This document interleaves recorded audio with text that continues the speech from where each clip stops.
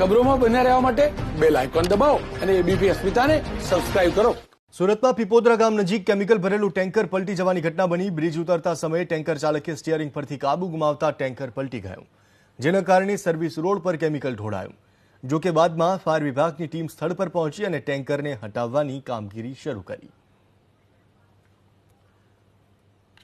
તો સુરતના પીપોદરા ગામ નજીકની આ ઘટના છે। અકસ્માતમાં હાઈવેના સર્વિસ રોડ છે ત્યાં આ ટેન્કર પલટ્યું છે। અમારા સંવાદદાતા ઇન્દ્રમલ શાહ જોડાયા છે। ઇન્દ્રમલ, આ ઘટના ઘટી છે, કોઈ જાનહાનિના સમાચાર?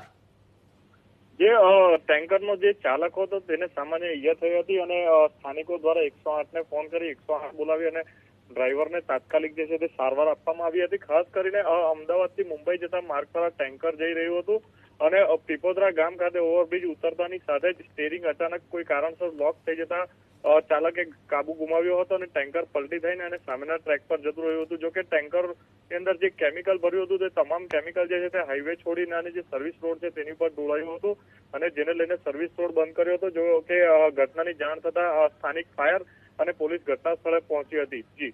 જી આભાર ઇન્દ્રમલ જાણકારી આપવા માટે। તો સર્વિસ રોડ પર કેમિકલ પથરાઈ ગયું। જો કે આ દુર્ઘટનામાં કોઈ મોટી જાનહાનિ નથી થઈ, જે ટેન્કર ચાલક હતો તેને સામાન્ય ઇજાઓ થઈ છે।